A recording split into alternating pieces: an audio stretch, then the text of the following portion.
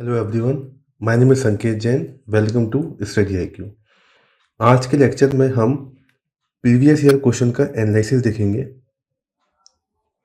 2020 paper का। उससे पहले ये लास्ट 6 ईयर का एनालिसिस है। इसमें ये बताया गया है कि किस सेक्शन से कितने क्वेश्चन आए हैं, जिसकी बेसिस पर आप देख सकेंगे कि कौन सा सेक्शन ज़्यादा इंपॉर्टेंट है और वहाँ पर आप ज़्यादा फोकस करें। ऑल्दो पढ़ने आपको सारे चैप्टर हैं, सारे चैप्टर को लेकर आपको नॉलेज होनी चाहिए, लेकिन इन पे आप ज़्यादा फोकस करेंगे तो बेहतर मार्क्स ला सकते हैं। क्योंकि साइकोलॉजी में क्या है, आपको चूज़ करने का भी ऑप्शन मिलता है ना। जब क्वेश्चन पेपर आता है तो पहला और fifth part they are compulsory, लेकिन 2, 3, 4 जो रहते हैं उनमें से आप सिलेक्ट कर सकते हो। तो जो आपका कोई स्ट्रॉन्ग एरिया होगा तो वो आप वहाँ से चूज़ करके आप बेहतर नंबर लेके आ सकते हो। तो अगर आप लास्ट 6 ईयर पेपर के एनालिसिस देखेंगे तो आप देख पाएंगे कि जो रिसर्च मेथड है वहाँ से काफ़ी क्वेश्चन आए हुए हैं, रिसर्च मेथड, और इसमें मेथड ऑफ साइकोलॉजी भी आएगा। ठीक है, तो this is the most important. मैंने आपको लेक्चर्स में ही बताया था कि this is the most important topic. इसको हमें किसी भी हाल में छोड़ के नहीं जाना है। ठीक है, तो इससे करीब 22 क्वेश्चन पिछले 6 साल में आए हैं और इससे पहले भी हर बार क्वेश्चन आए हैं इससे। ठीक है, तो इसको तो आपको छोड़ के जाना ही नहीं है। Research method, method of psychology, और इसी के साथ में मेथड ऑफ इंडिविजुअल डिफरेंसेस भी आता है। ठीक है, वो नीचे होगा मेजरमेंट ऑफ इंडिविजुअल डिफरेंसेस, तो ये भी काफ़ी इंपॉर्टेंट है ना। उसके बाद आप सेंसेशन अटेंशन, इंटेलिजेंस एप्टीट्यूड, ये चैप्टर्स देख सकते हैं। वेलबींग, वर्क साइकोलॉजी, इनसे काफ़ी क्वेश्चन आए हुए हैं। Community psychology is very important, इसकी काफ़ी सारी एप्लीकेशन है पेपर 2 में। ठीक है, थ्योरीज वगैरह आपको उससे पढ़नी है। इन्वायरमेंटल साइकोलॉजी, इंट्रोडक्शन पर्सनैलिटी को मैंने साथ में इंटरलिंक कर रखा है क्योंकि मैंने ऐसे ही पढ़ाया था, तो यहाँ से भी काफ़ी सारे क्वेश्चन निकल के आते हैं। ठीक है, तो आप इन पर ध्यान रखिए। अगर आप मीन्स अगर इस बार दे रहे हैं तो आप इन टॉपिक्स को तो बेहतर तरीके से करके जाइए, अगर आपने अभी तक नहीं किया है तो। ओके, तो अब हमारे मेन पार्ट पे आते हैं। हमें क्या करना है, आज पेपर एनालिसिस करना है। ठीक है, तो ये सेक्शन ए है, इसको हम देखेंगे। ठीक है, ओके। अब देखिए, सबसे पहले मैं आपको बेसिक बता देता हूं कि हमें पीवाईक्यू एनालिसिस करना क्यों है। पहली बात तो ये कि हम इसका रीजन क्या है। पहला रीजन इसका ये है कि हमें थोड़ा सा पैटर्न समझ में आता है कि पेपर में किस तरह से क्वेश्चन पूछे जा रहे हैं। अगर आपने पिछले काफ़ी सालों के पेपर को एनालिसिस कर लिया है तो आप देखेंगे कि जो क्वेश्चन है वो एक ही टॉपिक के इर्द गिर्द घूमकर पूछे जाते हैं, है ना। जैसे सेंसेशन से आप देखेंगे कि कोई एक या दो टॉपिक होंगे, वहाँ से हमेशा जो फेवरेट है यूपीएससी के वहीं से ही क्वेश्चन या तो घुमा फिरा के पूछ लिया जाता है। ठीक है, तो इससे हमें पैटर्न समझ में आता है, उस पैटर्न के अकॉर्डिंग हम अपनी तैयारी बेहतर कर सकते हैं। दूसरा, अगर आप इनको सॉल्व करते हैं, अगर आप इनके आंसर बनाने की कोशिश करते हैं, एक स्ट्रक्चर बनाने की कोशिश करते हैं, तो वहाँ से आपका कंटेंट इनरिच होता है और उस कंटेंट से आप और एरियाज निकाल सकते हैं जहाँ से यूपीएससी और क्वेश्चन पूछ सकता है। ठीक है, सिंपल तरीके से मैं आपको बताता हूँ। जैसे हम प्रीलिम्स के पेपर का जब एनालिसिस करते हैं तो हमारे पास 4 ऑप्शन होते हैं।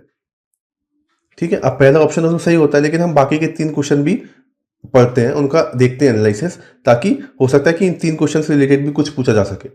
ओके, सिमिलरली यहाँ पर भी अगर उस क्वेश्चन के बारे में पूछ लिया गया है तो हो सकता है कि उससे रिलेटेड कुछ और क्वेश्चन पूछा जा सके नेक्स्ट ईयर। ठीक है, तो हमें एक तो पैटर्न समझना होता है, दूसरा हमें कंटेंट का नॉलेज लेनी होती है। ठीक है, तो दीज आर द रीजन हम पीवाईक्यू एनालिसिस करते हैं। सेकंड मोस्ट इंपॉर्टेंट थिंग, ये मैं आपको बाकी अलग से क्लास लेकर भी बताऊंगा, कि जब भी हमें एक आंसर लिखना होता है यूपीएससी साइकोलॉजी के पेपर में, साइकोलॉजी का क्या है कि अगर आप उसको पढ़ेंगे तो आपको ये बहुत अच्छा लगेगा पढ़ने में, but when it comes to writing it becomes difficult. ठीक है, तो हमें क्या करना है, हमें ना एक पैटर्न बना के चलना है कि अगर हमारे पास एक स्ट्रक्चर रेडी है तो हम उस स्ट्रक्चर को हमेशा यूज कर सकते हैं। ठीक है, जैसे कोई भी क्वेश्चन अगर आपके पास आता है तो आपको उसको इंट्रोड्यूस करना है, आपको रिसर्चर के नाम लिखने हैं। ठीक है, आपको रिलेटेड थ्योरी उसमें लिखनी है। ठीक है, आपको एग्जाम्पल देना है ना, और हो सके तो आपको एक डायग्राम बनाना है। ठीक है, तो ये IRTES ये फॉलो अप कर सकते हैं। आपको इंट्रोड्यूस करना है, रिसर्चर का नाम लिखना है, थ्योरी उसके बारे में बतानी है, एग्जाम्पल बताना है, और हो सके तो उसमें एक डायग्राम आपको बनाकर आना है। ठीक है, तो ये इसके बारे में मैं आपका पूरी एक अलग से क्लास लूँगा कि कैसे उसको आंसर को लिखना है।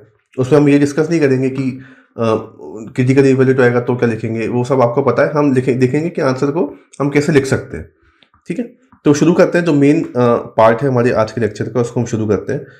देखिए, जो पहला क्वेश्चन है, what are the major features do clinician used to interpret Rorschach responses, इसके बारे में ये क्वेश्चन पूछा गया है। ठीक है, अब देखिए आप यहाँ पर क्या करेंगे, आप सबसे पहले इसका मेन कीवर्ड क्या है, इस पर्टिकुलर टेस्ट के बारे में बताना। ठीक है, इस पर्टिकुलर टेस्ट के जो फीचर्स यूज करते हैं क्लिनिशियंस, हम उसके बारे में बताना है।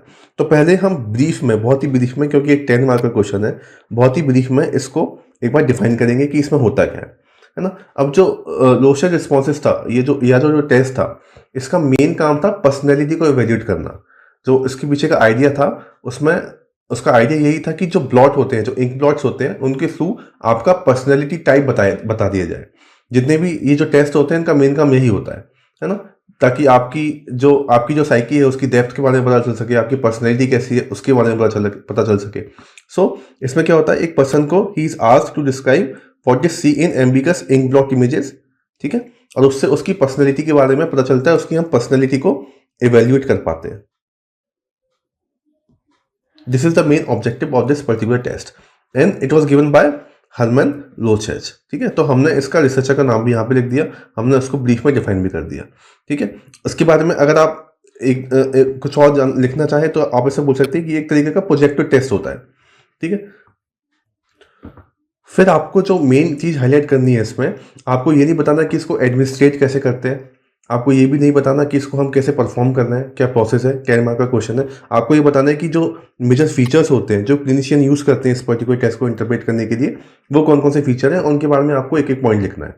ठीक है, तो जो मेजर फीचर्स यूज़ किए जाते हैं, है ना, वो हैं जो बिहेवियर एक्सप्रेस होंगे during the time of testing, this is the one.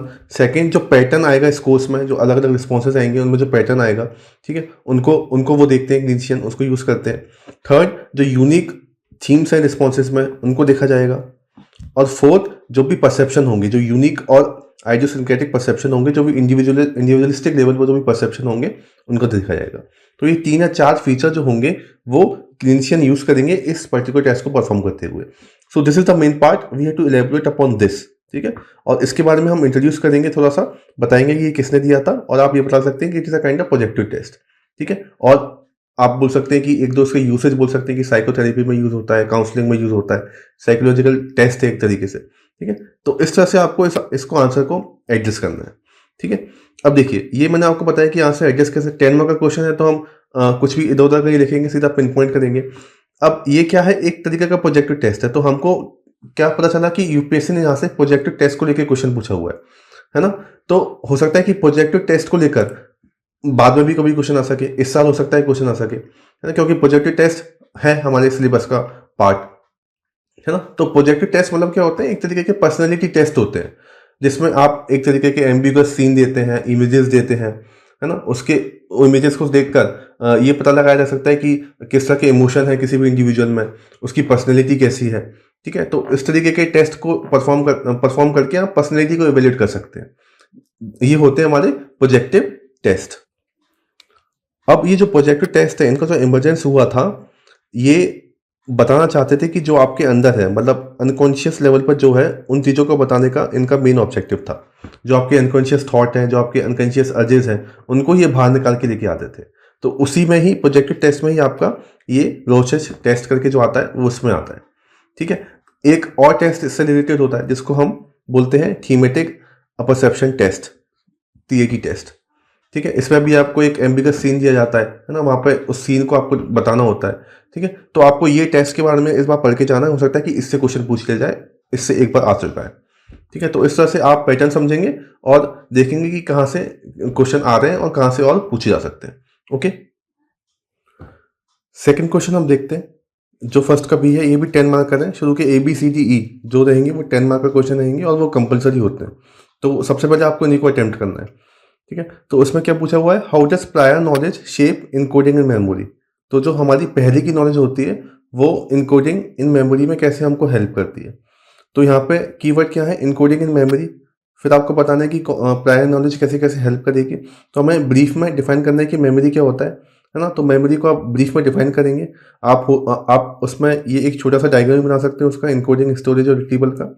Memory को डिफाइन करते हुए आप या तो उसकी एक जनरल डेफिनेशन लिख सकते हैं कि it is the ability to take in information, store it and recall it at a later time. ठीक है, ये साइकोलॉजी में डेफिनेशन होती है। या फिर अगर आप चाहें तो वो बेहतर रहेगा अगर आप उस टाइम पर रिकॉल कर पाएँ। तो जो डेफिनेशन मेमोरी की रिसर्चर्स के द्वारा दी गई है, जैसे मैकलिन ने एक डेफिनेशन दी थी मेमोरी की, आप उसको कोट कर सकते हैं, या फिर जो स्टर्नबर्ग की है वो डेफिनेशन काफ़ी एप्रोप्रिएट है, आप उसको कोट कर सकते हैं जो स्टर्नबर्ग के द्वारा दी गई थी कि मेमोरी एक ऐसा साधन है जिससे we draw up on our past, हम हमारे पास्ट के एक्सपीरियंस से सीख कर उसको प्रेजेंट की इन्फॉर्मेशन में यूज़ कर सकते हैं। ठीक है, तो वहाँ पर आप मेमोरी को इस तरह से डिफाइन कर सकते हैं। ठीक है, आपका क्या हुआ, मैंने आपको क्या बताया था, IRTES, जैसे इंट्रोड्यूस भी आपने कर दिया, आपका रिसर्चर का नाम भी आ गया। ठीक है, थ्योरी हमें इसमें करनी नहीं है, एग्जाम्पल और स्कीमा डायग्राम आप इसमें ये बना सकते हैं, एग्जाम्पल भी इसमें आप दे सकते हैं। ठीक है, एग्जाम्पल की इसमें ज़रूरत पड़ेगी नहीं क्योंकि 10 मार्क का क्वेश्चन है, तो हमें सीधा पॉइंट करना है कि प्रायर नॉलेज कैसे हेल्प करती है इनकोडिंग इन मेमोरी में। ठीक है, ये आपने बता दिया, इनकोडिंग आपने बता दिया, it is the act of getting information into one memory system through automatic और एफर्टलेस प्रोसेसिंग। ठीक है, ये 3-4 लाइन में और 3-4 लाइन में आपने इसको बता दिया, एक डायग्राम बना दिया, तो ये थोड़ा सा आपका ले लेगा स्पेस। उसके बाद आप बताएंगे जो मेन पार्ट है इसका कि how does prior knowledge shape encoding in memory. ठीक है, तो इस पर आप 3-4 पॉइंट लिख सकते हैं। ठीक है, कि प्रायर नॉलेज कैसे इन्हेंस करती है इनकोडिंग की प्रोसेस। तो उसमें जो एक फाइंडिंग है, ब्रेंड्सफर्ड और जॉनसन की फाइंडिंग है, इसको आप पढ़ेंगे। ठीक है, इन्होंने बताया था कि जो प्रायर नॉलेज होती है वो हमारी कॉम्प्रिहेंसिवनेस को बढ़ाती है और हमारी मेमोरी को और बेहतर करती है। ठीक है, इसमें जो FMRI है, जो फंक्शनल MRI होती है, उन्होंने भी ये बताया कि जो प्रायर नॉलेज होती है that help directly during our episodic memory encoding. ठीक है, prior knowledge directly influence our cognitive processes that are important for learning and retaining the information. तो इस तरह के आप कुछ पॉइंट, ये देखिए, ये जो पॉइंट है ना, ये जो पॉइंट अगर आपने पढ़ रखा है साइकोलॉजी को ब्रॉड तरीके से, तो आप ये खुद डेवलप कर सकते हैं। इसके लिए आपको पहले से पढ़ के लाने की जरूरत नहीं है, ये बहुत जनरल पॉइंट है ना, ये जनरल पॉइंट आप बता सकते हैं। ये कुछ रिसर्चर जो होती है वो हमको पढ़ना पड़ती है और वो हमारे कंटेंट इनरिचमेंट में आती है। ठीक है, तो इस तरह से आप 3-4 पॉइंट बताकर इसको फिनिश कर देंगे। तो ये सिंपल क्वेश्चन है, इसमें इतना कुछ है नहीं है। नेक्स्ट हम आते हैं describe physiological and cognitive component of emotions. Now again इसमें हमारा कीवर्ड क्या है, इमोशंस। ठीक है, तो इमोशंस को हमको डिफाइन करना पड़ेगा। इमोशंस जनरली क्या होते हैं, अगर आप उनको सिंपल लैंग्वेज में समझें तो किसी भी पर्सन का रिएक्शन, अगर कोई भी स्टिमुलाई आपको मिलती है इन्वायरमेंट में, तो the person reaction to any stimulation from that environment, इसको हम इमोशन बोलते हैं। हमारा इंस्टिंक्टिव जो फीलिंग आती है, जैसे कि लव की फीलिंग, फियर की फीलिंग, तो वो हमारा इमोशन होता है। ठीक है, अब इमोशन में आप देखेंगे, इमोशन में हमेशा एक फिजियोलॉजिकल रिएक्शन भी होगा और एक फीलिंग वाला कंपोनेंट भी होगा। तो उसके अलग अलग कंपोनेंट होते हैं इमोशन के। ठीक है, अलग अलग कंपोनेंट होते हैं, अलग अलग कैरेक्टरिस्टिक्स होते हैं। ठीक है, तो इमोशन आप पहले क्या करेंगे, इस क्वेश्चन को डिफाइन करते वक्त आप इमोशन को ब्रीफ में बताएंगे कि इमोशन क्या होता है। तो यहाँ पर मैंने 2 बेहतर डेफिनेशन लिख रखी है, यहाँ पर आप इनको याद कर लीजिएगा, और इन्हीं को ही अगर नेक्स्ट अगर आता है कोई क्वेश्चन इमोशन को लेकर, तो आप इनको कोट कर सकते हैं सीधा का सीधा। तो emotion is a state characterised by arousal. Arousal होगा, उसमें आपके फेशियल एक्सप्रेशन में चेंजेस आएगा, आपके जेस्चर्स में चेंज आएगा, पॉस्चर आपका चेंज होगा और सब्जेक्टिव फीलिंग आपकी चेंज होगी। ठीक है, तो दीज आर द स्टेट। क्या क्या होगा उसमें, अराउजल होगा, अराउजल आएगा, फेशियल एक्सप्रेशन चेंज होंगे, जेस्चर्स में चेंज आएगा और आपकी सब्जेक्टिव फीलिंग्स चेंज आएंगी। तो यानी कि जितने भी कंपोनेंट है आपने सबको चेंज करता हुआ इस पर्टिकुलर डेफिनेशन से बता दिया। ठीक है, और एक और डेफिनेशन है इसकी, they are the subjective experiences that involve physiological arousal and cognitive appraisal. ठीक है, अब ठीक है, ये हमने डेफिनेशन दी। अब देखिए, अब जो इसके कंपोनेंट बताने हैं तो ये बहुत सिंपल है, हमें तो सिर्फ फिजियोलॉजिकल और कॉग्निटिव कंपोनेंट बताने हैं यहाँ पर। ठीक है, ज़्यादा बात भी नहीं करनी। वैसे इसका एक फिजियोलॉजिकल कंपोनेंट होता है, सब्जेक्टिव फीलिंग्स भी होती है इसमें, बिहेवियरल कंपोनेंट भी होता है ना, और कॉग्निटिव कंपोनेंट होता है। इस तरह से इसके 4 कंपोनेंट होते हैं। तो हमें फिजियोलॉजिकल और कॉग्निटिव कंपोनेंट इसका बताना है। फिजियोलॉजिकल कंपोनेंट क्या हो जाएगा, यानी कि जब भी इमोशन आएंगे तो उसमें नर्वस सिस्टम इन्वॉल्व होता है, हमारे हार्मोन्स इन्वॉल्व होते हैं, हम अराउजल की फीलिंग आती है हमारे अंदर। ठीक है ना, तो हर एक इमोशन का एक फिजियोलॉजिकल एस्पेक्ट होता है। ठीक है, तो ये हमारा हो गया physiological component. Second, cognitive component कैसे बताएंगे, जब भी कॉग्निटिव प्रोसेस होगी तो कॉग्निटिव कंपोनेंट होगा, तो यानी कि उसके अंदर कुछ कॉग्निटिव प्रोसेसेस हो रही होंगी। ठीक है, जैसे कि उसमें मेमोरी रोल प्ले कर रही होगी अपना, उसमें कुछ परसेप्शन का रोल होगा। ठीक है, उसमें कुछ एक्सपेक्टेशन का रोल होगा, इंटरप्रिटेशन हो रहा होगा किसी चीज का। तो अपने आप माइंड को यूज करते हैं, तो माइंड को यूज कर रहे हैं तो हमारा कॉग्निटिव कंपोनेंट उसमें आ जाएगा। ठीक है, इसमें आप 1-2 एग्जांपल भी दे सकते हैं। ठीक है, अगर इसमें इसके बाद अगर आपके पास गुंजाइश बचती है कुछ लिखने की, तो देखिए आप सिंपल एक लाइन में या एक डायग्राम बनाकर इन दोनों की रिलेटेड थ्योरीज लिख सकते हैं। ठीक है, अब देखिए फिजियोलॉजिकल, अब जो इमोशन है, इमोशन की अगर आपने थ्योरी पढ़ रखी हो तो सिर्फ फिजियोलॉजिकल की बात की थी जेम्स लेंच की थ्योरी ने। जो हमारी जेम्स लेंच की थ्योरी है, उन्होंने फिजियोलॉजिकल अराउजल की बात की थी। ठीक है, आप इनकी थ्योरी को एक डायग्राम बनाकर सिंपली दिखा सकते हैं। डायग्राम एक सिंपली बना देंगे कि एक हमारा स्टिमुलस है। ठीक है, ये हमारा स्टिमुलस हो गया। ठीक है, उसको हमने इंटरप्रेट किया। ठीक है, उसके इंटरप्रिटेशन से हमारे ऑटोमेटिक नर्वस सिस्टम में एक कुछ अराउजल आया, अराउजल की फीलिंग आई, और फिर उस अराउजल को हमने एक्सपीरियंस किया। ठीक है, तो उन्होंने बताया था कि जो भी इमोशन होता है उस मतलब वो फिजियोलॉजी की वजह से ही होता है। ठीक, अगर हम हैप्पी फील कर रहे हैं तो that is our physiological response. Okay, तो फिजियोलॉजी पर इन्होंने काफ़ी ध्यान दिया था, जो जेम्स लेंच की थ्योरी थी। ठीक है, ऑन द अदर हैंड अगर आपको इसके बारे में बताना है, किसके बारे में, कॉग्निटिव कंपोनेंट के बारे में बताना है, तो आप यहाँ पर जो लेजारस की थ्योरी है उसको कोट कर सकते हो। कॉग्निटिव कंपोनेंट बनाने के लिए जो लेजारस की थ्योरी थी, आप उसको यहाँ पर कोट कर सकते हो, लेजारस कॉग्निटिव मीडिएशनल थ्योरी। आप इसके बारे में पढ़िएगा, ये काफ़ी सिंपल है थ्योरी। इसमें भी आप एक डायग्राम बनाकर इसको आप बता सकते हो। ठीक है, तो ये इस तरह से आप ये कर सकते हो, है ना। तो ये आंसर आप हमारा एडजस्ट हो गया। अब हमें यहाँ से क्या समझना है कि फिजियोलॉजिकल और कॉग्निटिव कंपोनेंट के बारे में पूछा गया है। हो सकता है कि अगली बार आपसे बिहेवियरल कंपोनेंट के बारे में पूछ ले। हो सकता है कि इसकी जो और भी थ्योरी है, जैसे इमोशन में हमें और भी थ्योरी पढ़नी होती है। इमोशन में हमें बेसिकली 3 या 4 थ्योरी हैं जो हमको पढ़नी है। जेम्स लेंच मैंने आपको बता दी। ठीक है, इसके बाद एक कैनन बार्ट की थ्योरी आती है, वो भी आपको पढ़नी है, वो भी इंपॉर्टेंट है। ठीक है, कैनन बार्ट के बाद एक 2 फैक्टर थ्योरी आती है ना, सेस्टर और सिंगर की, वो आप पढ़िए। ठीक है, उसके अलावा फिर जो मैंने आपको बताई दिया, जो लेजारस की मीडिएशनल थ्योरी है, उसके बारे में आपको पढ़ना है। इन 4 थ्योरी को पढ़ना है इमोशन में। इमोशन में बस इतना ही है और कुछ है ही नहीं, ये इमोशन पूरा हो गया। इमोशन की डेफिनेशन हो गई, इमोशन के कंपोनेंट मैंने आपको बता दिए, और ये 4 थ्योरी के बारे में पढ़ेंगे, इमोशन खत्म हो जाएगा। फिर आपको जो भी है उसे मोटिवेशन में देखना होता है। ठीक है, तो ये हो गया।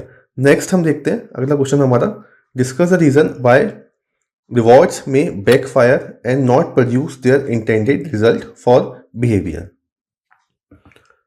अब देखिए, जो रिवॉर्ड और इंसेंटिव्स हैं, इनका मेजर काम क्या होता है कि हमारी ये बिहेवियर को गाइड करें और मॉडिफाई करें। ठीक है, तो जो हम रिवॉर्ड्स देते हैं किसी को, तो पॉजिटिव रीइंफोर्समेंट की तरह देते हैं, ताकि वो उसका जो अनप्लीजेंट काम होता है उसको वो लेस अनप्लीजेंट कर सके, है ना, वो बेहतर परफॉर्म कर सके। इस तरह से रिवॉर्ड या इंसेंटिव्स दिए जाते हैं अलग अलग तरीके से। पॉजिटिव रीइंफोर्समेंट होता है, नेगेटिव रीइंफोर्समेंट होता है। ठीक है, तो वो हम अलग से पढ़ते हैं। ठीक है, रिवॉर्ड्स एंड इंसेंटिव्स ही होते हैं। अब इसमें क्वेश्चन में पूछा हुआ है कि कभी कभी क्या होता है, जो हम रिवॉर्ड्स देते हैं they may backfire and not produce their intended result, और वो इंटेंडेड रिजल्ट प्रोड्यूस नहीं करते हैं बिहेवियर में, तो उसका रीज़न क्या होता है। ठीक है, तो उसके जो जनरल रीज़न है आप लिख सकते हैं। काफ़ी मतलब थोड़ी साइकोलॉजिकल के कीवर्ड डालिए और उसमें आप 3-4 पॉइंट में अपने जनरल रीज़न आप लिख सकते हैं। एक अगर आपको बेहतर इसमें पॉइंट बताना है तो आप ओवर जस्टिफिकेशन इफेक्ट के बारे में बता सकते हैं ना। अब ओवर जस्टिफिकेशन इफेक्ट से लेकर भी एक क्वेश्चन आ सकता है ना, तो उसके बारे में भी आपको थोड़ा पढ़ना पड़ेगा। ओवर जस्टिफिकेशन इफेक्ट एक ऐसा फिनोमेना है जहां पर आपका जो इंट्रिंसिक मोटिवेशन होता है, देखिए 2 तरीके के मोटिवेशन होते हैं। एक हमारा होता है इंट्रिंसिक मोटिवेशन, एक हमारा होता है एक्सट्रिंसिक मोटिवेशन। ठीक है, इंट्रिंसिक मोटिवेशन में अगर आप वो काम तब करते हैं जब आपको लगता है आपको उसका पैशन, आप में उसका पैशन है, तो आप इस वाले को फॉलो करते हैं। एक्सट्रिंसिक यानी कि आप बाहर का कोई आपको रिवॉर्ड मिल रहा है, उस वजह से आप उसको फॉलो करते हैं। तो ओवर जस्टिफिकेशन इफेक्ट क्या फिनोमेना है, ये बताता है कि कैसे कैसे जब अगर आप उनको इंसेंटिव देते हैं या रिवॉर्ड देते हैं, तो उस वजह से किसी भी पर्सन का इंट्रिंसिक मोटिवेशन कम हो जाता है उस काम को करने के लिए, है ना। और इंट्रिंसिक मोटिवेशन बहुत ज़्यादा ज़रूरी है, क्योंकि जो इंट्रिंसिक मोटिवेशन है वो आपके अंदर से आता है। Intrinsic motivation are those that arise from within the individual, है ना। तो ये आप तब करते हैं जब आपको अपना खुद का पर्सनल ग्रेटिफिकेशन करना होता है। On the other hand extrinsic motivation जब आता है जब उसमें कोई रिवॉर्ड हो, कोई ट्रॉफी को जीतने के लिए, कोई पैसे को लेने के लिए, सोशल रिकग्निशन के लिए, किसी की प्रशंसा लेने के लिए, है ना। लेकिन इंट्रिंसिक मोटिवेशन से आप अपने आप को सेटिस्फाइड करते हैं। तो ओवर जस्टिफिकेशन इफेक्ट ऐसा फिनोमेना है जो ये बताता है कि अगर आप बार बार जब रिवॉर्ड देते हैं या फिर इंसेंटिव देते हैं, तो उसकी वजह से जो इंसान का इंट्रिंसिक मोटिवेशन होता है, वो डाउन हो जाता है। ठीक है? तो इस वजह से वो उसका जो बिहेवियर है, परफॉर्मेंस है, वो कम हो जाता है और वो पार्टिसिपेट नहीं कर पाता है उस एक्टिविटी में। ठीक है? तो दिस इज़ द बेसिक फंडा ऑफ ओवर जस्टिफिकेशन इफेक्ट। अब इसका रीज़न मतलब यही होता है कि मान लीजिए जैसे आप कोई काम कर रहे हैं, है ना? आपका पैशन है, आपको जैसे मान लीजिए सिंगिंग आपको पसंद है बहुत ज़्यादा, तो आप सिंगिंग करते हैं क्योंकि आपको उससे पर्सनल ग्रेटिफिकेशन मिलता है। आपको कभी बुरा लगता है तो आप गाना गाने लगते हो, ठीक है? लेकिन बाद में जाके जब आपको उसी को लेकर पैसे मिलेंगे तो एक कंडीशन तक तो ठीक है, जब तक ठीक है, जब तक आप उसको कंपेयर नहीं करेंगे। लेकिन अगर आप ऐसी स्थिति में आ जाएँगे कि आप गाना तभी गा रहे हैं जब आपको पैसा मिल रहा है, ठीक है? तो आपका जो मोटिवेशन है थोड़ा-सा डाउन हो जाएगा, है ना? क्योंकि अब आप उसको इंट्रिंसिक अपने पर्सनल ग्रेटिफिकेशन के लिए यूज़ नहीं कर रहे हैं, ठीक है? तो इसी वजह से कहा जाता है कि जो भी आपका पैशन है, उसकी तुलना हमें पैसों से नहीं करनी चाहिए, मनी से नहीं करना चाहिए, ठीक है? जनरली उस केस में क्या होता है, आपका इंट्रिंसिक मोटिवेशन थोड़ा-सा कम हो जाता है और आपको अगर रिवॉर्ड और बिहेवियर दिए जाएँगे, इंसेंटिव दिए जाएँगे, तो अभी वो बैकफायर कर जाएँगे। तो एक रीज़न ये हो सकता है, ये मैंने आपको बैकग्राउंड बता दिया है। हमें यहाँ पर सिर्फ पॉइंट में लिखना है, over justification effect can be a reason. और क्या रीज़न हो सकते हैं, जो रिवॉर्ड्स हैं, they can become associated with painful activities, ऐसा भी हो सकता है, ठीक है ना? तो इसमें क्या होता है, जैसे मान लीजिए कि बचपन में किसी बच्चे को रिवॉर्ड्स दिए जा रहे हैं कि अगर वो अपना खाना पूरा खाएगा या फिर अपना होमवर्क करेगा या फिर अपना बेडरूम साफ करेगा, तो इस वजह से उसको अवार्ड दिए जा रहे हैं। यानी कि वो सारे काम के लिए अवार्ड दिए जा रहे हैं जिसको करने से उसको दुख होता है। पेनफुल एक्टिविटीज़ है, कमरा साफ करना उसके लिए पेनफुल एक्टिविटी है, इसलिए उसको अवार्ड मिल रहा है। या फिर होमवर्क करना उसको पसंद नहीं है, तो इसके लिए उसको अवार्ड मिल रहा है। तो वो क्या करेगा, उसका एक एसोसिएशन बन जाता है रिवॉर्ड्स का और पेनफुल एक्टिविटी का।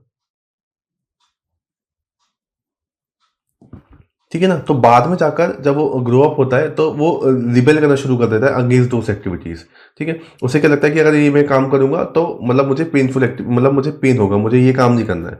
तो शुरू में तो बचपन में तो ठीक है, लेकिन जब उसका एसोसिएशन बन गया कि जब भी रिवॉर्ड मिलेंगे तो मतलब उसको कुछ मतलब पेनफुल एक्टिविटी है, तो उस स्थिति में रिवॉर्ड जो होगा वो बैकफायर कर जाएगा, ठीक है? तो ये भी आप इसमें बता सकते हैं। एक और है इन सेल्फ डिटर्मिनेशन थ्योरी भी है जो रियान और डेकी ने दी थी। इन्होंने भी क्या बताया था कि intrinsically motivated when rewarded with tangible external things it lowers the performance. जो मैं आपसे ओवर जस्टिफिकेशन इफेक्ट के बारे में बात कर रहा हूँ, तो रियान और डेकी ने भी ये बताया था कि जब इंट्रिंसिकली मोटिवेटेड कोई बिहेवियर होता है, उसको हम तुलना कर दें पैसे से या फिर किसी भी एक्सटर्नल थिंग से, तो वो उसका परफॉर्मेंस अपने आप कम हो जाता है। तो आप ये 3-4 जो फैक्टर है उनको यहाँ पर डिस्कस कर सकते हैं, ठीक है? नेक्स्ट हम बढ़ते हैं, suggest some strategies for fostering values in Indian setting. अब ये काफ़ी सिंपल क्वेश्चन है। ये आप ये काफ़ी लोग पूछते भी हैं कि साइकोलॉजी लेने का क्या फ़ायदा है। तो ये फ़ायदा है कि ये वैल्यूज़ जो है हम एथिक्स में ही पढ़ते हैं, है ना? एथिक्स में भी हमारे पास है, तो GS4 का एक ओवरलैप हमें यहाँ पे मिल जाता है, ठीक है ना? इस पर्टिकुलर क्वेश्चन का स्ट्रक्चर कैसे जाएगा, कीवर्ड इसमें क्या है, वैल्यूज़। तो आपको वैल्यूज़ को डिफाइन करना है सबसे पहले तो, ठीक है? वैल्यूज़ को डिफाइन करते वक्त आप डेफिनेशन कोट कर सकते हैं एलपोर्ट की। एलपोर्ट ने वैल्यू को डिफाइन किया था। इन्होंने बताया था कि वैल्यूज़ दैट यील्ड सेटिस्फेक्शन और provide some means of satisfaction, उसको हम वैल्यू बोलते हैं। या फिर आपको एलपोर्ट की अगर पसंद नहीं आती है तो रोक ईच ने भी एक डेफिनेशन दी थी वैल्यूज़ की, ठीक है? इन्होंने बताया था कि they defined values as abstract ideals, ठीक है? पॉजिटिव और negative, not tied to any specific object, ठीक है? तो ये लोगीज की आप डेफिनेशन इसमें कोट कर सकते हैं, एल्पोर्ट की डेफिनेशन कोट कर सकते हैं, ठीक है ना? उसके बाद फिर आप स्ट्रेटेजीज बताएंगे। अब देखिए, वैल्यूज को चेंज करने की, वैल्यूज को फोस्टर करने की काफ़ी सारी जो है स्ट्रेटेजीज हैं। अगर आपने पढ़ रखा होगा एटीट्यूड, वैल्यूज एंड इंटरेस्ट में, तो आप मतलब लर्निंग के थ्रू कर सकते हैं। क्लासिकल कंडीशनिंग हो गया, ऑपरेंट कंडीशनिंग हो गया, आप इनके लर्निंग की थ्योरीज का इस्तेमाल करके आप वैल्यूज इंड्यूस कर सकते हैं, ठीक है? एलेबोरेटिव लाइक्लीहुड थ्योरी का यूज़ कर सकते हैं, परसुएशन के थ्रू आप कर सकते हैं, रोल मॉडल बनकर आप वैल्यूज इंड्यूस कर सकते हैं, ठीक है? एक हद तक आप अगर डिसोनेंस थ्योरी में भी आप बिलीफ चेंज करके आप वैल्यूज बता सकते हैं, ठीक है? लेकिन वो आप बाद में देखिएगा। पहले आप लर्निंग थ्योरीज के बारे में देखिए, उनके थ्रू ऑब्जर्वेशनल लर्निंग के थ्रू आप चेंज कर सकते हैं, परसुएशन के थ्रू, रोल मॉडलिंग के थ्रू, ठीक है? परसुएशन के थ्रू यानी कि यही उसको बोलते हैं एलेबोरेशन लाइक्लीहुड थ्योरी।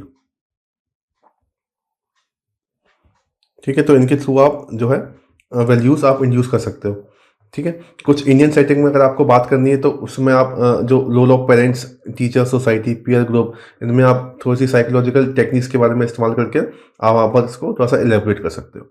ठीक है, ये थोड़ा सा फोटो पॉइंट है, इसमें अगर आपको ऐड करना हो तो एज अ कंक्लूजन आप इसमें बता सकते हो कि ये जो टास्क रहता है सोसाइटी एज अ होल सब लोगों का टास्क रहता है, अगर आपको किसी में वैल्यूज़ को इंड्यूस करना है तो काफ़ी डायरेक्ट क्वेश्चन है ये, काफ़ी सिंपल क्वेश्चन भी है ये, इसको हम हार्ड कैटेगरी में नहीं जाएंगे। हमें वैल्यूज़ को डिफाइन करना है और अलग अलग तरीके बताने हैं, अलग अलग स्ट्रेटजीज बतानी है जिससे हम उसको इंडियन सेटिंग में हम इंड्यूस कर सकें। आप एग्जाम्पल भी बता सकते हो, इसमें एग्जाम्पल आप काफ़ी सारे पुट कर सकते हो। ठीक है, नेक्स्ट हम जाएंगे हम अब हमारे दूसरा जो सेकंड पार्ट रहेगा। अब अभी तक जितने भी क्वेश्चन थे वो 10 मार्क के क्वेश्चन थे। ठीक है ना, इनको करना कंपलसरी रहता है, ये पोर्शन आपको करना है। अब जो रहेगा इसमें सेकंड जो रहेगा पार्ट, इसमें 3 क्वेश्चन रहेंगे ABC, सेम थर्ड में रहेगा, सेम फोर्थ में रहेगा। पहला क्वेश्चन 20 मार्क का रहता है, फिर 15-15 मार्क के रहते हैं। ठीक है ना, तो इससे पहला क्वेश्चन देखिए, what is the role of artificial intelligence in psychology, how can it be applied as an intervention in identifying different psychological abnormalities. ठीक है, अब यहाँ पर भी आपको क्या करना है, सबसे पहले आर्टिफिशियल इंटेलिजेंस होता क्या है, AI क्या होता है, AI को आपको डिफाइन करना है। ठीक है, तो AI को हम क्या बोलते हैं, एक तरीके से मशीन इंटेलिजेंस है ना, जिसमें कंप्यूटर्स होते हैं, कॉग्निशन इंक्लूड होता है, लर्निंग हो सकती है, प्रॉब्लम सॉल्विंग हो सकती है, डिसीजन मेकिंग आप कर सकते हैं। ठीक है, उसमें स्पीच भी होती है, लैंग्वेज भी होती है।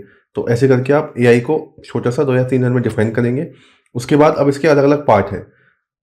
पहला तो आपने इंट्रोड्यूस कर दिया, डिफाइन कर दिया, उसके बाद रोल बताना है आपको AI का साइकोलॉजी में क्या क्या रोल है। This is the first part. Second part, इसको हम कोई भी अगर साइकोलॉजिकल एबनॉर्मलिटीज होती है तो उसको आइडेंटिफाई करने के लिए कैसे हम इसको यूज़ कर सकते हैं। तो ये करंट अफेयर्स से रिलेटेड भी अभी एक न्यूज़ आया था, तो उसमें ही मैंने बताया था। ठीक है, तो इसको हम डिफाइन करेंगे, उसके बाद हम साइकोलॉजी में कैसे इसको यूज़ कर सकते हैं, हम इसको कॉग्निटिव साइकोलॉजी में यूज़ कर सकते हैं। या फिर आप ये देखेंगे detection and computational analysis of psychological signal. ये एक तरीके का प्रोजेक्ट है। इस प्रोजेक्ट में क्या किया जाता है, मशीन लर्निंग का इस्तेमाल कर कर, मशीन लर्निंग और कंप्यूटर का जो विजन होता है, कंप्यूटर विजन का इस्तेमाल कर कर लोगों के लैंग्वेज को एनालाइज किया जाता है, लोगों के लैंग्वेज को एनालाइज किया जाता है, लोगों के फिजिकल जेस्चर्स जो होते हैं उसको एनालाइज किया जाता है, जो सोशल स्टिग्मा है सोसाइटी में उसको आइडेंटिफाई किया जाता है, जिनकी वजह से ह्यूमन स्ट्रेस होता है। तो ये भी एक अच्छा पॉइंट है, आप इसको याद रखिएगा, इसको भी आप कर सकते हैं। ठीक है, और हम कहाँ अप्लाई कर सकते हैं इसको, AI technology offer valuable tools for therapy में यूज़ आप इसको कर सकते हो। ठीक है, data mining kind of thing में आप इसको कर सकते हो। एक्सपर्ट एनालिसिस, अगर कोई व्यू आपको निकाल के लेके आना है तो आप वहाँ पर भी इसका इस्तेमाल कर सकते हो। ठीक है, कोई एक्सपर्टीज व्यू देनी है आपको, कोई प्रोफेशनल हेल्थ केयर को लेकर या फिर कोई डायग्नोसिस को लेकर, तो वहाँ पर भी आप इसका इस्तेमाल कर सकते हो। एक और सिस्टम होता है mental health diagnostic expert system, वहाँ पर भी इसका इस्तेमाल किया जा सकता है हेल्थ डिसऑर्डर्स के लिए। ठीक है, उनके डायग्नोसिस के लिए, उनके प्रपोजिंग ट्रीटमेंट के लिए। ठीक है, एक और है आरबी वीटा रोबोट। ये भी एक तरीके का रोबोट सिस्टम है जो US food and drug administration में यूज होता है। It can also be used to provide communication between health care providers and patient. इसके अलावा ये और भी पॉइंट है जो मैंने करंट अफेयर्स से स्पेसिफिकली निकाले थे, है ना। इसमें भी आप पेशेंट की आइडेंटिटी के लिए, उनके फेशियल एक्सप्रेशन को समझने के लिए आप यूज़ कर सकते हो। ठीक है, और अगर इससे रिलेटेड अगर कोई क्वेश्चन अगर आ जाता है तो, है ना, मेंटल हेल्थ केयर में आप इसका इस्तेमाल कर सकते हो। जो साइकोलॉजिकल एबनॉर्मलिटीज़ की जो बात पूछी गई है इसमें, सेकेंड पार्ट को एड्रेस करते हुए आप बता सकते हैं कि मेंटल हेल्थ केयर में आप इसका इस्तेमाल कर सकते हैं। AI एल्गोरिथम जो होती हैं उनका आप यूज़ कर सकते हैं। ठीक है, तो बाइपोलर डिसऑर्डर्स के लिए, डिप्रेशन के लिए, मेंटल हेल्थ को इशू होता है तो that can be treated on the basis of language interaction, speech. इस तरह के आप काउंसलिंग का इस्तेमाल कर सकते हो। वर्चुअल मेंटल हेल्थ एजेंट, ये भी आप इस्तेमाल कर सकते हो to predict steps and strategies to be following during the treatment. ठीक है, तो आप इसको पढ़िएगा, काफ़ी सिंपल है। AI का टॉपिक ही पूरा सिंपल है। कुछ मतलब 1 घंटे में आप इसको पूरा फिनिश भी कर सकते हैं। और अगर एक कोई क्वेश्चन आ जाता है तो कॉस्ट टू बेनिफिट भी अच्छा है आपका, तो इसको आप कर लीजिए। इतना ही आप पढ़ेंगे तो इससे ही आपको काफ़ी सारे पॉइंट मिल जाएंगे, कुछ और आपको करने की जरूरत ही नहीं है। नेक्स्ट हम आते हैं difference between Meta memory and self instructional learning. ठीक है, ये बताना है और इसको आपको एलैबोरेट करना है with the help of examples. अब इसमें हम सबसे पहले मेटा मेमोरी और सेल्फ इंस्ट्रक्शन लर्निंग जो होती है इनको हम डिफाइन करने की कोशिश करेंगे। अगर हमको ये समझ में आ गया, अगर आप समझ पाएंगे कि मेटा मेमोरी क्या होता है और सेल्फ इंस्ट्रक्शन लर्निंग क्या होता है, अगर आपने इनको डिटेल में पढ़ लिया है तो ही आप इनके बीच का डिफरेंस आराम से बता सकते हो अलॉन्ग विद द एग्जांपल। ठीक है, तो व्हाट इज मेटा मेमोरी और मेटा कॉग्निशन? मेटा मेमोरी क्या है? It is the ability to think about your thinking, है ना। इसमें क्या करता है, meta memory refers to the person knowledge. ठीक है, एक इंसान को कितनी नॉलेज है उसके खुद के कंटेंट के बारे में और वो कैसे अपनी मेमोरी को खुद रेगुलेट कर पाता है, this is called Meta memory, है ना। अब इसका जो मेटा मेमोरी का जो कंसेप्ट था वो दिया गया था जॉन फ्लेबेल के द्वारा। ठीक है ना। मेटा मेमोरी से क्या होता है, मेटा मेमोरी किसी भी इंसान को इतना एबल बनाती है जिससे वो अपनी मेमोरी को खुद रिफ्लेक्ट कर सके, उसके बारे में खुद समझ सके, उसको खुद मॉनिटर कर सके। ओके, सो मेटा मेमोरी काफ़ी इंपॉर्टेंट रोल प्ले करती है अगर आप कोई भी प्रोसेस फॉलो कर रहे हैं, उसकी प्लानिंग के लिए, कॉग्निटिव रिसोर्सेज को इकट्ठा करने के लिए, कोई भी सिलेक्शन करने के लिए, या किसी के भी परफॉर्मेंस को एवेल्युएट करने के लिए। ठीक है, तो ये देखिए, ये जितने भी वर्ड्स मैं बोल रहा हूँ ना, these are the psychological keywords. इनको आपको इस्तेमाल करना है अपने आंसर में ताकि आपका आंसर एक स्पेशलिस्ट आंसर निकल के दिखे आए। ठीक है, मैंने आपको क्या बताया कि मेटा मेमोरी जो होती है उसका हम यूज करते हैं ताकि हम एक प्लानिंग कर सकें बेहतर तरीके से।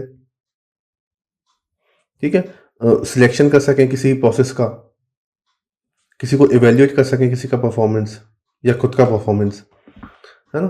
ठीक है, तो this is meta memory. Meta memory में आप क्या करना है, आप अपनी खुद की मेमोरी को मॉनिटर करना है, इसका मेन काम ये है ना। अब मेटा मेमोरी में आपको ये और समझना पड़ेगा, जो मेटा मेमोरी होती है इसमें बेसिकली दो मेन कंपोनेंट होते हैं मेटा मेमोरी के। ठीक है, पहला जो इसका कंपोनेंट है वो है हमारा डिक्लेरेटिव नॉलेज।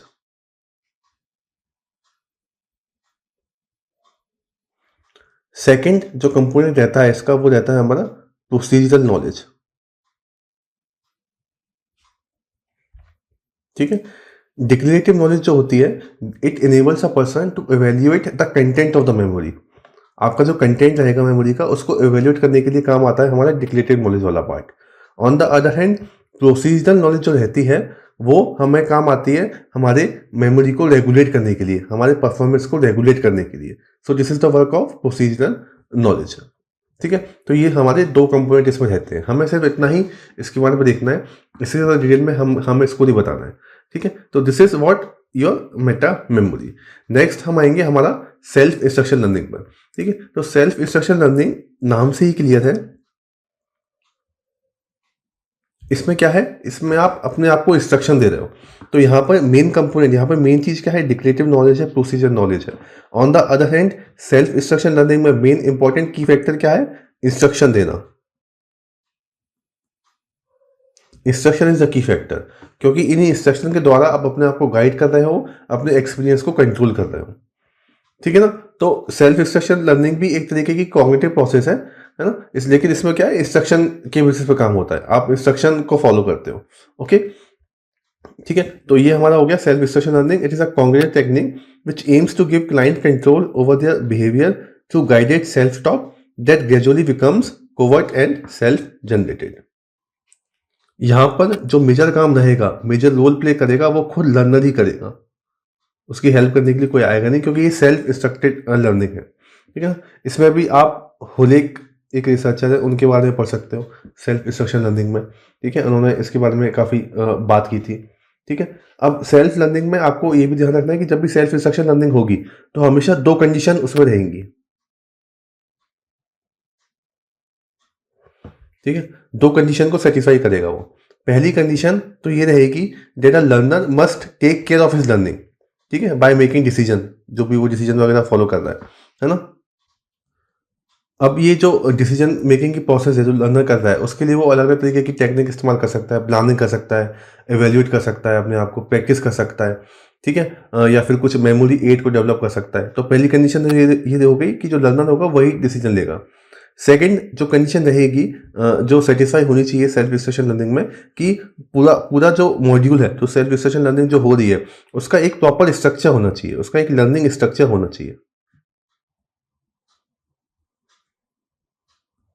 जिसकी जिसकी वजह से लर्नर जो होगा वो उस पर कंट्रोल कर सके। ठीक है, वो मोटिवेट रह सके।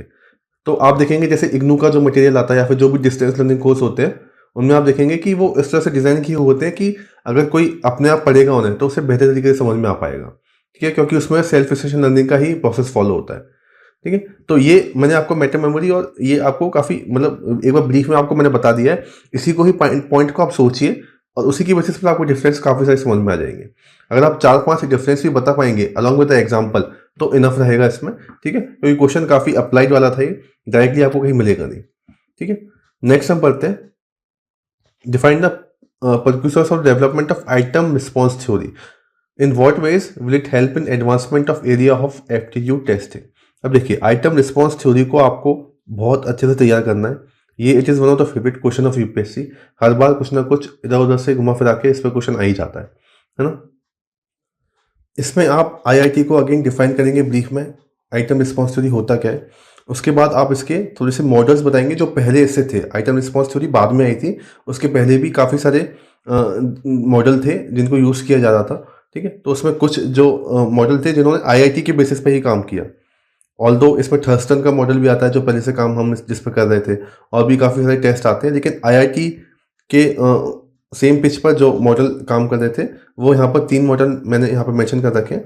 एक तो जो था लॉवली गुडमैन और लजार्सफेल्ड ने मॉडल दिया था, इन्होंने ही बिगिन किया था आईआईटी के बारे में बताना, ठीक है। उसके बाद जॉर्ज रैश ने बताया था इसकी वर्किंग के बारे में। जॉर्ज रैश से पहले फ्रेडरिक लॉर्ड्स ने भी इस पर काम किया था। इन्होंने भी अलग अलग तरीके के मेजरमेंट टाइप ऑफ बनाए थे, डिक्टोमिक मॉडल बनाए थे, ठीक है, मेजर करने के लिए डिक्टोमिक मॉडल्स इन्होंने क्रिएट किए थे, ठीक है ना। अलग अलग तरीके की स्केल्स इन्होंने बनाई थी जिसके थ्रू हम मेजर्स कर सकते हैं, ठीक है। तो ये आप 2-3 नाम इसमें कोट कर सकते हैं। और आइटम रिस्पॉन्स थ्योरी को आपको डिफाइन करना है। फिर ये आपको प्रीकर्सर्स इसमें पूछे हुए हैं, define the precursors of development of item response theory. तो इनका नाम और इनके बारे में जो थोड़ी रिसर्च है आप उसको कोट कर सकते हैं। सेकेंड पार्ट ये रहेगा कि in what veg will it help in the advancement of the area of aptitude testing. तो आईआईटी का आप कैसे इस्तेमाल कर सकते हैं in the field of aptitude testing. जो एप्टीट्यूड के टेस्ट होते हैं वहाँ पर आप आईआईटी का कैसे इस्तेमाल कर सकते हैं आपको वो बताना है, ठीक है।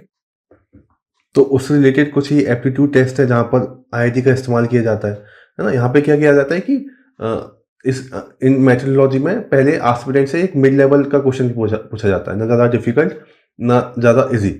फिर उस पर वो कैसा रिस्पॉन्स करेगा उसकी बेसिस पर एक उसका लेवल बढ़ाते जाते हैं, डिफिकल्ट लेवल क्वेश्चन पूछा जाता है। तो ऐसे ऐसे अलग अलग तरीके के क्वेश्चन पूछकर उसके जो सब्सिक्वेंट रिस्पॉन्सेज होते हैं उनको रिकॉर्ड किया जाता है और उसके परफॉर्मेंस को मेजर किया जाता है, ठीक है। तो इस तरह से आप आईआईटी का जो एप्टीट्यूड टेस्टिंग है वहाँ पर आप इस्तेमाल कर सकते हैं, ठीक है। तो ये हमारा जो है सेकेंड पार्ट उसमें हो जाएगा, ठीक है। तो ये एक टाइमलाइन, इसमें हम जो है एक स्ट्रक्चर डिस्कस कर रहे हैं, हम पूरा आंसर ऐसे नहीं लिख रहे हैं, ठीक है। अदरवाइज उसमें तो बहुत टाइम लग जाएगा। आपको पूरा 15 मार्क का क्वेश्चन ये रहेगा, इसमें आपको लिखना है, पूरा आईआईटी को डिफाइन करना है, उसके प्रीकर्सर बताने हैं और उसको हम कैसे कैसे यूज़ कर सकते हैं एप्टीट्यूड टेस्टिंग में वो आपको बताना है, ठीक है। नेक्स्ट हम हमारे थर्ड सेक्शन पे आते हैं, difference between exploratory and confirmatory factor analysis, what is their significance in test construction, elaborate your answer with suitable example. अब देखिए इसको समझने के लिए हमें रिसर्च मेथड जो है उसको बेहतर तरीके से पढ़ना पड़ेगा, है ना। वहाँ पर ही एक्सप्लोरेटरी और कंफर्मेटरी फैक्टर एनालिसिस थ्योरी आती है, उनके बारे में हमें पढ़ना है। लेक्चर्स में ये मैंने काफ़ी डिटेल में इनको बताया भी है, ठीक है। यहाँ पर हम अभी इसको इतना एलेबोरेट नहीं कर सकते हैं, रिसर्च मेथड के जो टॉपिक रहेंगे उनको एलेबोरेट नहीं कर पाएंगे इस वाले टॉपिक को, ठीक है। तो इसके बारे में ब्रीफ में मैंने डेफिनेशन दे रखी है कि ये दोनों होते क्या है, इनको आप पढ़िए, समझने की कोशिश कीजिए, ओके। अगर टाइम मिलेगा अगर तो हम एक रिसर्च मेथड को लेकर अलग से ही जितने भी क्वेश्चन आएंगे उनको डिस्कस करने की कोशिश करेंगे, ठीक है। अगला हम देखते हैं, explain 5 most important perspective to define human behaviour. Human behaviour को समझने के क्या क्या पर्सपेक्टिव हो सकते हैं वो आपको इसमें बताना है। तो यहाँ पर आपको क्या करना है, ह्यूमन बिहेवियर को ब्रीफ में डिफाइन करना है कि ह्यूमन बिहेवियर होता क्या है। उसके फिर आपको अलग अलग जो 5 अगर आपको पर्सपेक्टिव पता है तो 5 डिफरेंट पर्सपेक्टिव से आपको ह्यूमन बिहेवियर को डिफाइन करना है, ठीक है। तो आप जैसे 5 पर्सपेक्टिव साइको एनालिटिकल पर्सपेक्टिव आप ले सकते हो, ठीक है। साइको एनालिटिकल पर्सपेक्टिव में सिगमंड फ्रॉइड ने बिहेवियर के बारे में बताया था कि बिहेवियर आपका कैसे फॉर्म होता है। तो इन्होंने जो अनकॉन्शियस फैक्टर है उस पर काफ़ी ज़्यादा इंपॉर्टेंस डाली थी कि जो अनकॉन्शियस लेवल पर जो अनकॉन्शियस जो चीज़ होती है वही हमारे इंडिविजुअल को बिहेवियर को मॉडिफाई करती है, ओके। तो सिगमंड फ्रॉइड के अकॉर्डिंग क्या था, individual behaviour depend on unconscious factors and depend on 3 factors, 3 factor इन्होंने कौन कौन से बताए थे? एक तो इट का बताया था, एक ईगो का और एक सुपर ईगो का। ये 3 फैक्टर की वजह से जो ह्यूमन बिहेवियर होता है वो मॉडिफाई होता है, वो बनता है। ठीक है ना? ये साइकोएनालिटिकल पर्सपेक्टिव है। एक एग्जिस्टेंशियल मॉडल भी आता है, एग्जिस्टेंशियल पर्सपेक्टिव भी होता है। ये क्या बोलता है? ये साइंटिफिक मॉडल नहीं है। इसका कहना क्या है कि किसी का इंडिविजुअल का बिहेवियर जो भी होता है वो उसके खुद के एग्जिस्टेंस की वजह से होता है। यानी कि हर एक इंडिविजुअल अपनी आइडेंटिटी खुद शेप करता है ना? उसको खुद अपने आप ही मीनिंगफुल बनाता है। सो this is your existential model हो गया। थर्ड आपका बिहेवियरिस्टिक मॉडल एक खुद हो जाएगा। बिहेवियरिस्टिक मॉडल में क्या होता है? आपका जो बिहेवियर होता है वो 2 इंपॉर्टेंट फैक्टर पर डिपेंड करता है। पहला एस और सेकंड वन इज आर। ठीक है? स्टिमुलस और उसका रिस्पॉन्स क्या होगा, स्टिमुलस और उसका रिस्पॉन्स क्या होगा। ठीक है? जैसे पेवलोव ने इसके बारे में बात की थी, वॉटसन ने इसके बारे में बात की थी। ठीक है? तो जो आपका जो बिहेवियर शेप होगा वो इस बेसिस पे शेप होगा कि क्या स्टिमुलस है और स्टिमुलस का आप क्या रिस्पॉन्स करते हो। इन दोनों फैक्टर पर आपका बिहेवियर डिपेंड करेगा।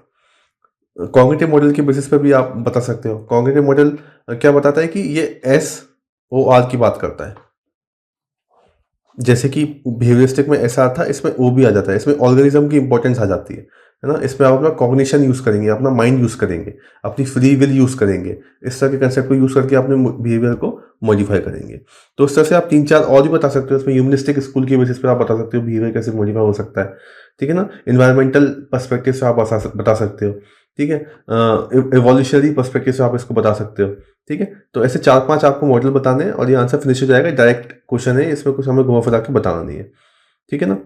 तो बिहेवियर के बारे में क्या बोला जा सकता है? ये बिहेवियर का मैंने थोड़ा सा यहाँ पे बता दिया है आपको अप्रोच, ये आप इसमें पढ़ सकते हैं।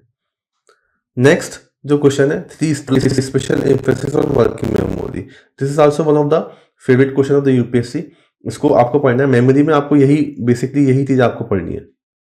मेमोरी में आपको एक तो ये जो एनकोडिंग स्टोरेज रिट्रीवल वाला जो मॉडल है,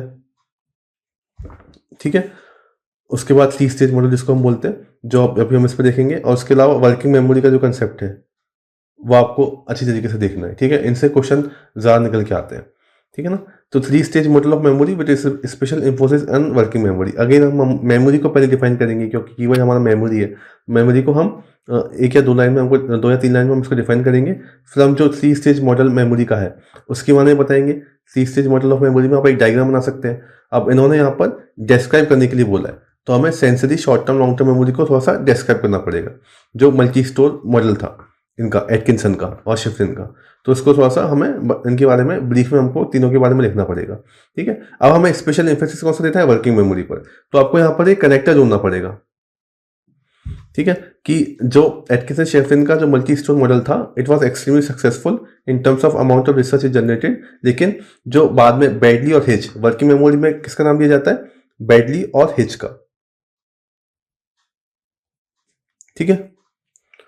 तो हुआ क्या था, जो एटकिंसन और शिफ्रिन ने जो मॉडल दिया था, sensory memory, short term memory और लॉन्ग टर्म मेमोरी, तो जो शॉर्ट टर्म मेमोरी को लेकर जो बात की गई थी इनके मॉडल में, वो काफ़ी लिमिटेड थी और उससे काफ़ी सारी प्रॉब्लम क्रिएट हो रही थी।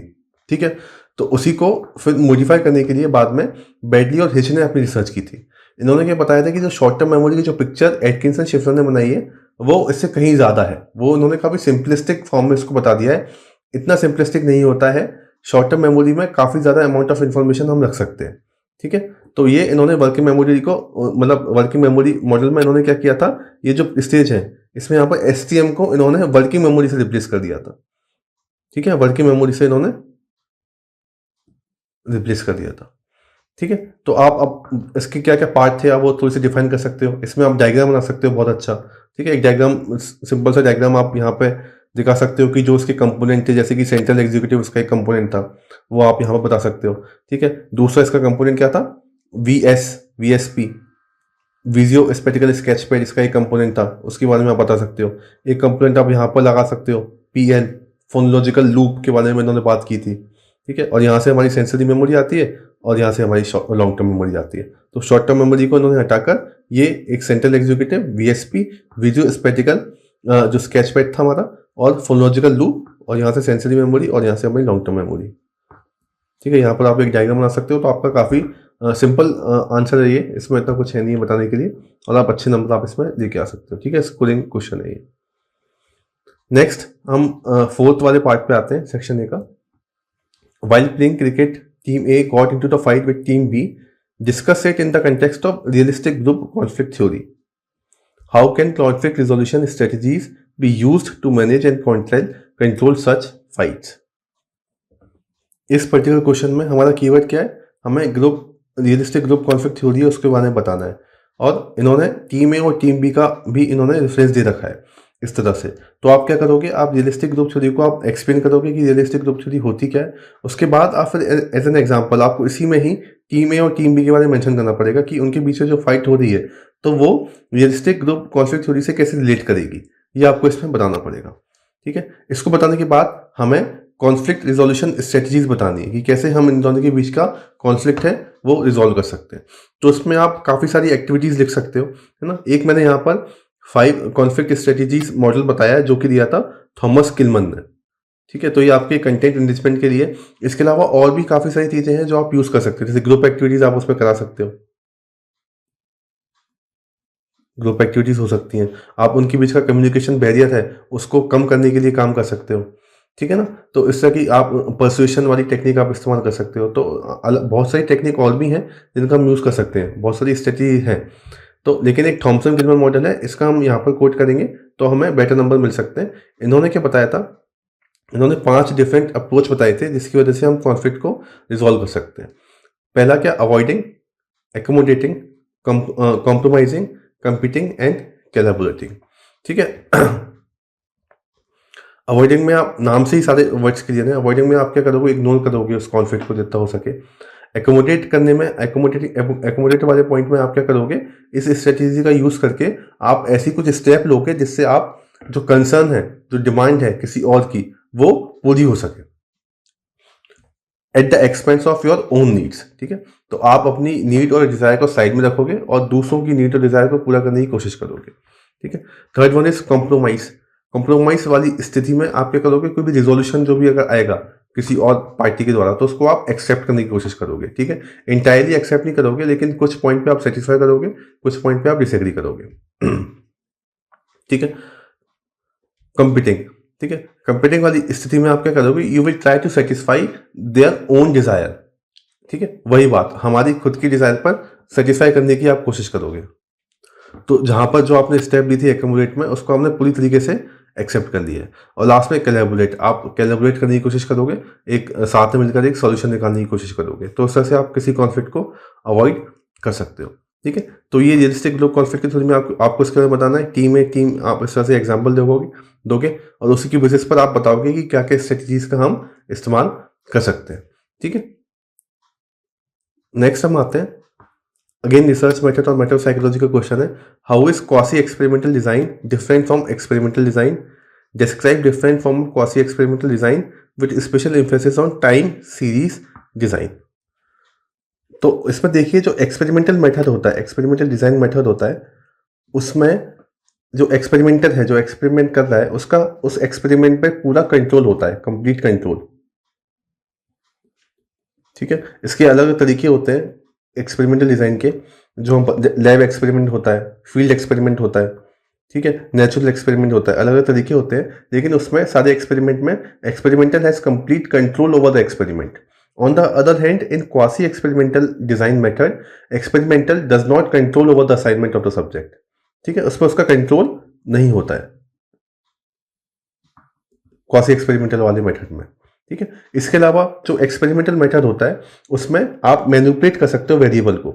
वेरिएबल को जो मैनिपुलेट करने का काम होता है वो एक्सपेरिमेंटर के हाथ में होता है, वो उसको मैनिपुलेट कर सकता है, मैनिपुलेट द वेरिएबल। ठीक है, but on the other hand, in this quasi experimental design such thing is not possible, manipulation possible नहीं है इसमें। ठीक है, मैनिपुलेशन इज नॉट पॉसिबल।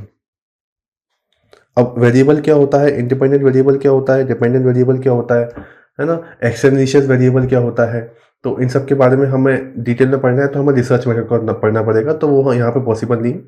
अभी आप इनमें बस इतना डिफरेंस समझ सकते हैं। ठीक है, यही इसमें लिखा भी हुआ है, इसमें एग्जाम्पल भी दिया हुआ है, एग्जाम्पल आप पढ़ेंगे तो आपको और क्लियरिटी मिलेगी।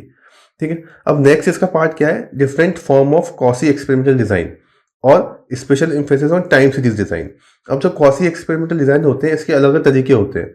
ठीक है, टाइम सीरीज होता है, इंटरप्रेटेड टाइम सीरीज होता है, मल्टीपल टाइम सीरीज इसमें होता है, non equivalent before and after design होता है, एक रेट्रोस्पेक्टिव फैक्टर डिज़ाइन होता है, अलग अलग तरीके से इसको परफॉर्म किया जाता है। अब इन्होंने टाइम सीरीज पे परफॉर्म करने के लिए बोला है, टाइम सीरीज पे स्पेशल एम्फेसिस डालने के लिए बोला है। टाइम सीरीज वाले एनालिसिस में हम क्या करते हैं, एक हमारा डिपेंडेंट वेरिएबल होता है, एक हमारा इंडिपेंडेंट वेरिएबल होता है, ठीक है।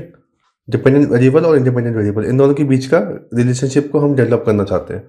तो टाइम सीरीज एनालिसिस में क्या करते हैं, जो डिपेंडेंट वेरिएबल होता है इसको ऑब्जर्व किया जाता है फ्रॉम टाइम टू टाइम, और फिर वो जितना भी उसमें चेंज आ रहा है उसको हम नोट कर लेते हैं। तो this is time series analysis, ठीक है। तो इसके बारे में हमें थोड़ा सा इसमें इलेबोरेट करना है। बाकी आप इन सब टाइप्स को भी पढ़ के जाइएगा, हो सकता है इन सब टाइप्स के बारे में अब यूपीएससी पूछ ले, ठीक है। नेक्स्ट हमारा जो है, any sort of learning takes place with the help of suitable association and reinforcement, critically examine that how much cognitivist, gestaltist and evolutionary psychologist agree with the statement. इस क्वेश्चन को हमें डिफाइन करते हुए, introduce करते हुए, सबसे पहले हमें यह बताना है कि लर्निंग क्या होता है और लर्निंग को हम कैसे एसोसिएशन के वे में और रीइंफोर्समेंट की तरीके में इस्तेमाल करते हैं, ठीक है। तो जो एसोसिएशन की जो प्रोसेस होती है वो हम क्लासिकल कंडीशनिंग में फॉलो करते हैं, ठीक है ना। आप एक एसोसिएशन बनाने की कोशिश करते हैं, अनकंडीशनल स्टिमुलस और अनकंडीशनल रिस्पॉन्स रहता है, 3-4 स्टेजेस रहती हैं। रिंग द बेल एक्सपेरिमेंट आपने पढ़ा होगा इसके बारे में, ठीक है। तो रिपीटेड ट्राइल्स जब दिए जाते हैं तो हमें एक कंडीशनल स्टिमुलस जो होता है उससे एक कंडीशनल रिस्पॉन्स निकल के बाहर आता है, ओके।